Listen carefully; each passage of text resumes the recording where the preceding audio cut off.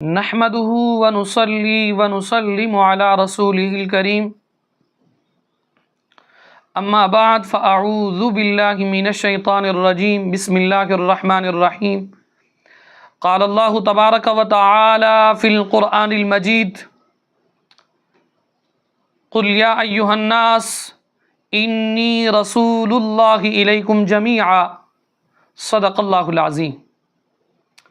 عزیزان من، آج کے ایپیسوڈ کے اندر ہماری گفتگو کا عنوان ہے واللہ حضور صلی اللہ تعالی علیہ وسلم آپ زندہ ہیں، یعنی مسئلہ حیات النبی صلی اللہ تعالی علیہ وسلم کے متعلق گفتگو ہوگی، اور اسی بات کی ترجمانی سیدی اعلیٰ حضرت نے اپنے اس شعر کے اندر فرمائی ہے۔ آپ فرماتے ہیں انبیاء کو بھی اجل آنی ہے مگر ایسی کہ فقط آنی ہے، فقط آنی ہے، پھر اسی آن کے بعد ان کی حیات مثل سابق وہی جسمانی ہے۔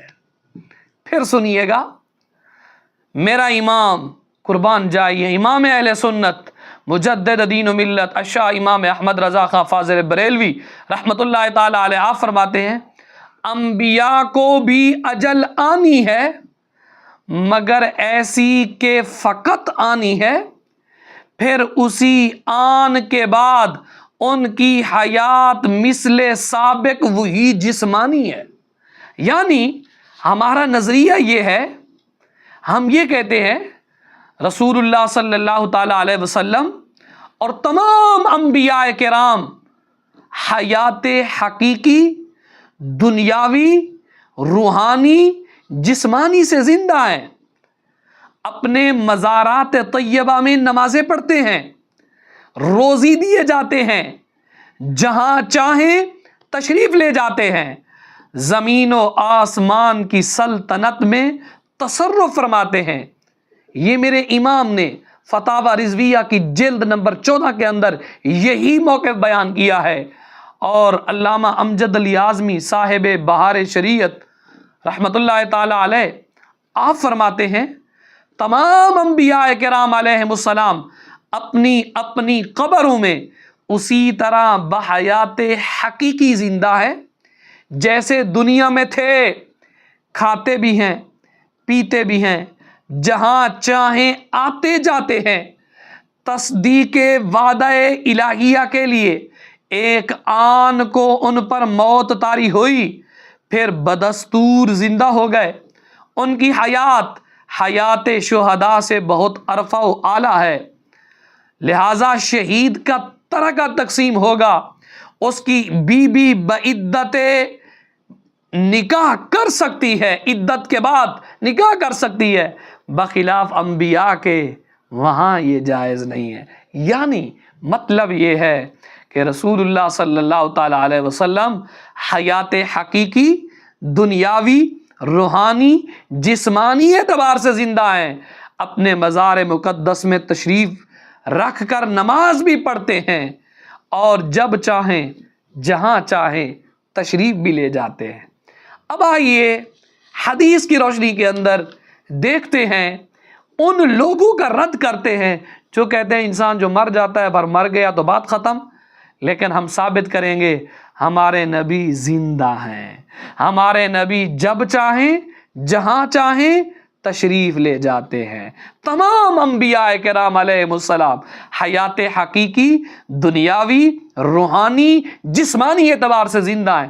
آئیے دیکھتے ہیں حدیث پاک کی روشنی کے اندر۔ صحیح مسلم کی حدیث ہے، حدیث کے راوی حضرت انس رضی اللہ تعالی عنہ، آپ کہتے ہیں سرکار علیہ الصلوۃ والسلام نے فرمایا مررت علی موسیٰ، معراج کی رات میں جناب موسیٰ علی نبینا علیہ الصلوۃ والسلام کے پاس گزرا، حضرت موسیٰ کے پاس سے گزرے، وَهُوَ يُصَلِّي فِي قَبْرِهِ، جناب موسیٰ اپنی قبر میں نماز پڑھ رہے تھے۔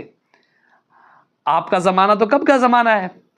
اگر نماز وہ پڑھ رہے ہیں اور میرے نبی نے دیکھا سرکار علیہ الصلوۃ والسلام نے دیکھا کہ قبر انور کے اندر نماز پڑھ رہے ہیں، تو نماز کون پڑھتا ہے؟ جو زندہ ہو، جو مر کر بالکل ختم ہو گیا، مٹی ہو گیا. جیسے آپ بکواس کرتے ہیں، منکرین حیات النبی جو انکار کرتے ہیں، جو بکواس کرتے ہیں، بدنصیبی ان کی یہ ہے کہ میرے نبی کے بارے میں اس طرح کی بکواسات کرتے ہیں. سرکار علیہ الصلوۃ والسلام نے تو جناب موسیٰ کو دیکھا. آگے دیکھیے تو معلوم یہ ہوا جو نماز پڑھ رہے ہیں وہ زندہ ہیں. سرکار علیہ الصلوۃ والسلام کو جو معراج شریف کرائی گئی قرآن کے اندر موجود ہے، سبحان الذی اسری بعبدہ لیلا من المسجد الحرام الی المسجد الاقصی. حضرت انس سے روایت ہے، سنن نسائی کی حدیث ہے. سرکار علیہ الصلوۃ والسلام فرماتے ثم دخلت بیت المقدس فجمع لی الانبیاء. میں بیت المقدس میں داخل ہوا، میرے لیے انبیاء علیہم السلام کو جمع کیا گیا. تو مجھے جبریل علیہ السلام نے آگے کیا، یہاں تک کہ میں نے سب کی امامت کروائی. حتی اممتہم، وہاں تو تھا قبر میں، اب بات آگے چلی گئی ہے. رب ذوالجلال نے سارے انبیاء کرام کو بلوایا جو آج سے ہزار سال پہلے دنیا سے پردہ فرما گئے، سبھی کو بلوایا اور سبھی کو اکٹھا کیا اور اکٹھا کرا کے سبھی کے لیے میرے نبی پاک صلی اللہ تعالیٰ علیہ وسلم کی امامت کا انتخاب فرمایا. میرے نبی پاک صلی اللہ تعالیٰ علیہ وسلم نے امامت فرمائی. سرکار علیہ الصلوۃ والسلام نے نماز پڑھائی. تمام انبیاء کرام مقتدی بنے. سوال یہ ہے کہ سب کے سب کو اللہ نے جمع فرمایا اور وہ آئے، میرے نبی نے ان کی امامت کروائی. جو یہ کہتے ہیں نبی مر گیا، معاذ اللہ، نقل کفر نباشت، جو مر گیا تو مر گیا، بات ختم، رات گئی بات گئی، تو ان کو اس سے عبرت پکڑنی چاہیے. تو سرکار علیہ الصلوۃ والسلام نے انبیاء کرام کی تبھی ہی امامت کروائی کہ انبیاء کرام زندہ ہیں نا، مسجد اقصیٰ کے اندر تشریف لے گئے ہیں. تو سرکار کے صحابہ علیہم الرضوان کا بھی یہی نظریہ تھا کہ میرے نبی زندہ ہیں.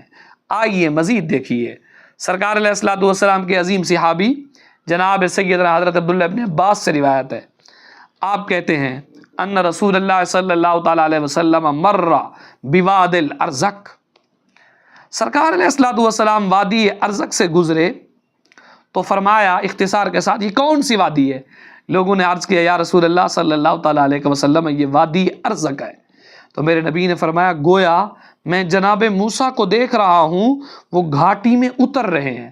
جو گھاٹی سے اترے اور چلے وہ کون ہوتا ہے؟ وہ زندہ ہوتا ہے کہ آپ گھاٹی میں اتر رہے ہیں، آپ کو اللہ سے قریب ہے، قرب ہے، آپ کو اللہ سے قرب ہے، طلبی میں مشغول ہے. پھر سرکار علیہ الصلوۃ والسلام ہر شے گھاٹی پر تشریف لائے. فرمایا یہ کون سی گھاٹی ہے؟ لوگوں نے بتایا یا رسول اللہ یہ ہر شے کی پہاڑی ہے. فرمایا میں نے ابھی جناب یوسف کو دیکھا ہے جو سرخ اونٹنی پر ہے، آپ پر اونی جبہ ہے، آپ کے ناکا کی اونٹنی کی مہار کھجور کی کھال کی ہے، تلبیہ کہہ رہے ہیں. آپ اندازہ لگائے تلبیہ کون کہتا ہے؟ جو زندہ ہو. وادی کے اندر کون اترتا ہے؟ جو زندہ ہو. کون چڑھتا ہے؟ جو زندہ ہو. معلوم یہ ہوا اگر جناب موسیٰ زندہ ہیں، جناب یونس زندہ ہیں، تو کیا ہمارا نبی زندہ نہیں ہے؟ ہمارا نبی تو سب نبیوں سے افضل و اعلیٰ ہے، ہمارے نبی کی تو شان بلند و بالا ہے. آئیے مزید ایک حدیث دیکھتے ہیں. سرکار علیہ الصلوۃ والسلام کے عظیم صحابی حضرت ابو ہریرہ کہتے ہیں میں نے سرکار علیہ الصلوۃ والسلام کو دیکھا اور آپ کی زبانی سنا. سرکار نے فرمایا قسم ہے اس ذات کی جس کے قبضہ قدرت میں میری جان ہے، ضرور بے ضرور عیسیٰ بن مریم آئیں گے، پھر وہ میری قبر پر کھڑے ہو کر مجھے یا محمد کہہ کر خطاب کریں گے تو میں ضرور انہیں جواب دوں گا. جواب کون دیتا ہے؟ میرا سوال ہے آپ سے، کون دیتا ہے؟ وہی دیتا ہے جو زندہ ہو. تو معلوم یہ ہوا میرا نبی زندہ ہے. آخری بات، جب جناب سیدنا صدیق اکبر کا وصال کا وقت قریب آیا تو حضرت صدیق اکبر نے وصیت کی تھی کہ مجھے میرے نبی کے پہلو میں دفن کرنا ہے، میری میت کو، میرے جسد کو تم نے لے کر روضہ رسول صلی اللہ تعالیٰ علیہ وسلم کے سامنے رکھ دینا ہے اور عرض کرنی ہے یا رسول اللہ غلام آ گیا ہے، اگر اجازت ہو تو اندر دفنا دیجئے. یہ آپ نے وصیت کی۔ تو وقت کے ساتھ سیدنا حضرت صدیق اکبر رضی اللہ تعالیٰ عنہ نے اس دار فانی سے پردہ فرمایا، تو صحابہ کرام نے آپ کی اسی وصیت پر عمل کیا، آپ کے جسد مقدس کو لے کر سرکار علیہ الصلوۃ والسلام کے روضہ مقدس کے سامنے رکھ دیا اور یہی صدا دی، غلام آ گیا ہے، اجازت ہو تو اندر دفنا دیجیے۔ آواز آئی ادخل الحبیب مع الحبیب، حبیب کو حبیب کے ساتھ داخل کر دو، حبیب کو حبیب کے ساتھ ملا دو۔ میرا سوال آپ سے یہ ہے کہ جو اندر سے آواز آئی ہے، آواز کون دیتا ہے؟ جو زندہ ہو۔ معلوم یہ ہوا میرا نبی زندہ ہے، میرا نبی زندہ ہے، میرا نبی زندہ ہے۔